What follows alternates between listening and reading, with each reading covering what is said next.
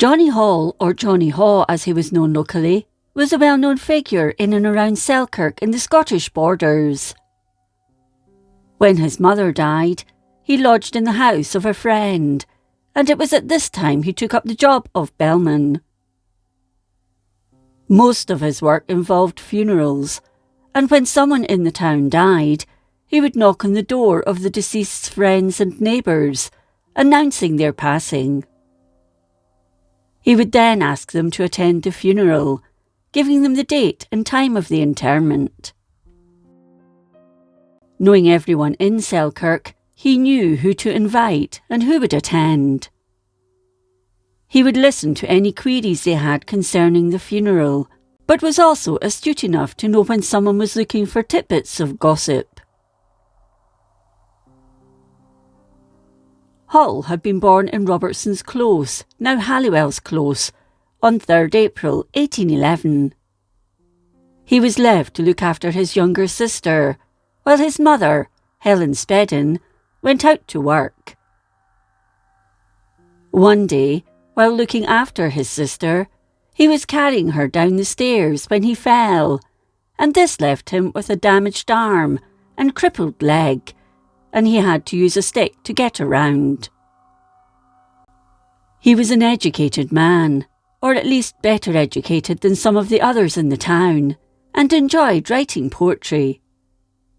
One of these was the Selkirk Fair, which he wrote in 1851, and another about the Great Exhibition in London the same year was printed on a single sheet and distributed.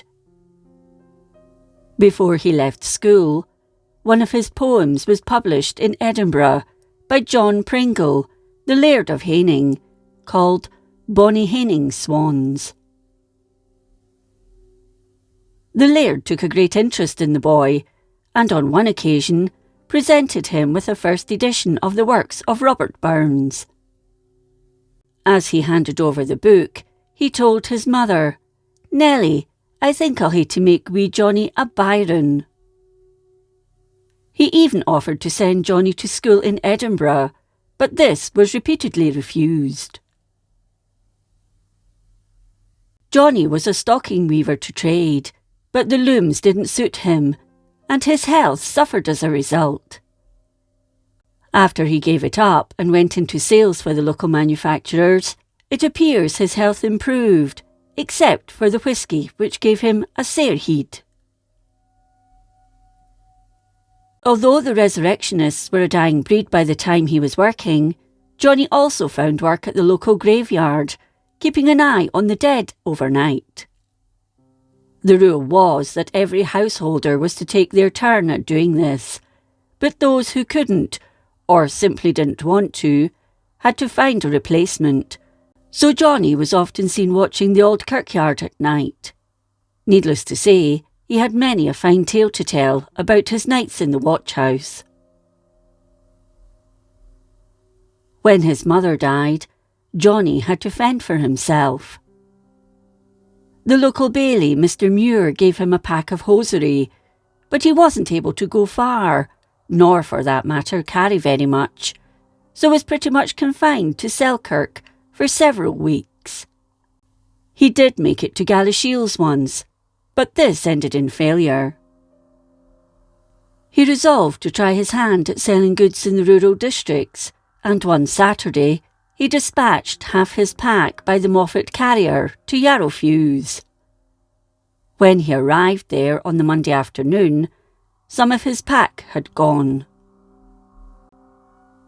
After a week's work, he'd only made £2 5 so decided to give it up and turned to poetry, writing a poem about his adventures there. This, however, didn't pay him, so he wrote letters on behalf of those who couldn't read or write, as he had some knowledge of the law. For this he was in great demand. When people consulted him, he would always say the same thing: "Give me the particulars, and I'll manage the rest." He carried this work out diligently, and no one ever had any reason to question his honesty.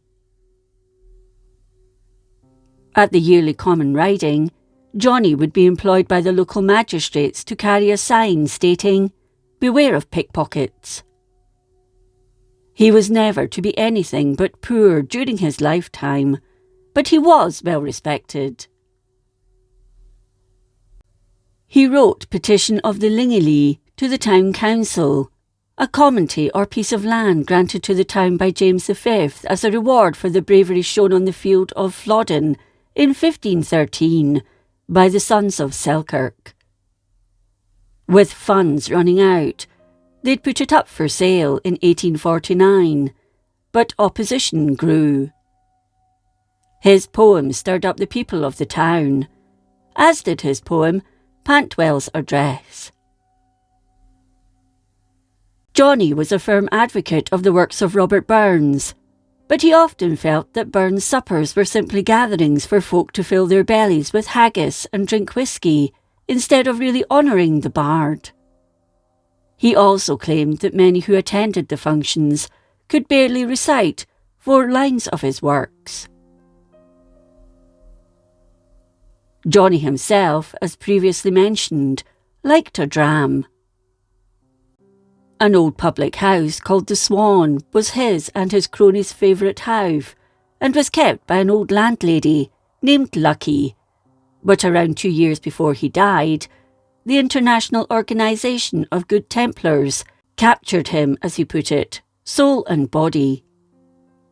They gave him a job as a packman, and he did a fairly good business in small wares.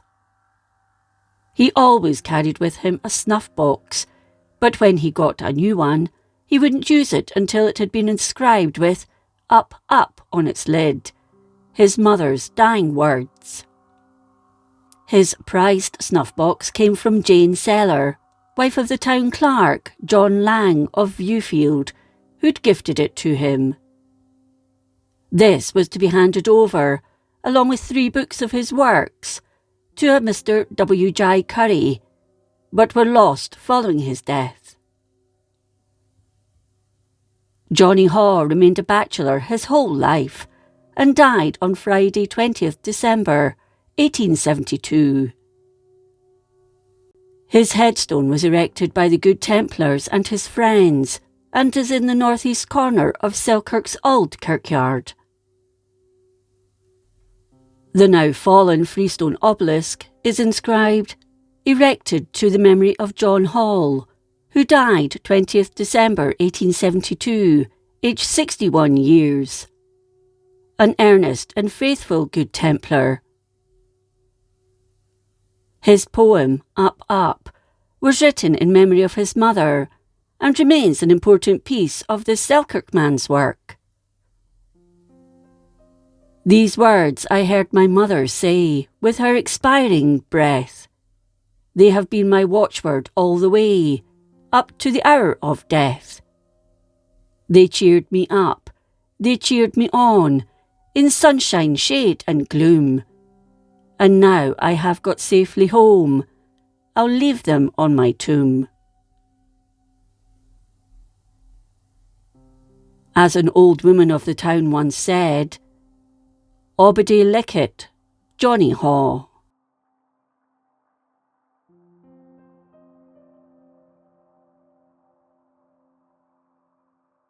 If you enjoyed this episode of Scotland's History, please like, comment and subscribe.